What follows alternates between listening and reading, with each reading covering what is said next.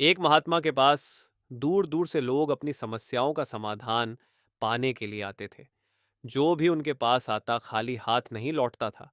कोई जीवन का रास्ता पूछता, कोई दुख का कारण और कोई परमात्मा को पाने का उपाय।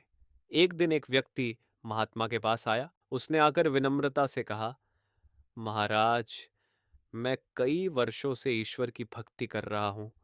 पूजा भी करता हूँ, भजन भी करता हूँ, मंदिर भी जाता हूँ, लेकिन मुझे आज तक ईश्वर के दर्शन नहीं हुए।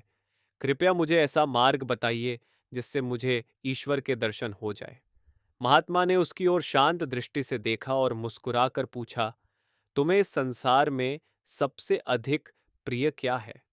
उस व्यक्ति ने थोड़ी देर सोचा और बोला, महाराज, इस संसार में मुझे सबसे अधिक प्रिय मेरा परिवार है। मेरे बच्चे, मेरी पत्नी, और उसके बाद मुझे धन दौलत बहुत प्रिय है। महात्मा ने फिर पूछा, क्या इस समय तुम्हारे पास कोई ऐसी वस्तु है जो तुम्हें बहुत प्रिय हो? व्यक्ति बोला, हाँ महाराज, मेरे पास एक सोने का सिक्का है। ये मुझे बहुत प्रिय है। महात्मा ने पास पड़ी एक कागज की पर्ची उठाई और उस पर कुछ लिखकर उस व्यक्ति को दे दी। फिर बोले, इसे पढ़ो। व्यक्ति ने कागज देखा और बोला, महाराज, इसमें तो ईश्वर लिखा है। महात्मा बोले, अच्छा, अब अपने उस सोने के सिक्के को इस कागज पर लिखे ईश्वर शब्द के ऊपर रख दो। व्यक्ति ने वैसा ही किया। उसने अपना सोने का सिक्का कागज पर रख दिया। महात्मा ने फिर पूछा, अब बताओ, तुम्हें क्या दिखाई दे रहा है?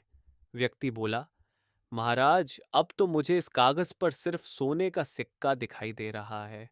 ईश्वर तो दिखाई ही नहीं दे रहा। महात्मा मुस्कुराए और बोले, बस यही तुम्हारे प्रश्न का उत्तर है।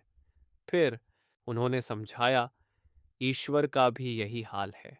वह हमारे अंदर ही है, हमारे पास ही है, लेकिन हमारे ऊपर मोह माया का सिक्का रखा हुआ है, इसलिए हमें ईश्वर दिखाई नहीं देता। जब भी हम ईश्वर को देखने की कोशिश करते हैं, तो हमारे सामने धन दौलत, घर परिवार, इच्छाएं और संसार की चिंताएं आ जाती हैं। ये सब चीजें उस सोने के सिक्के की तरह ईश्वर को ढक लेती हैं।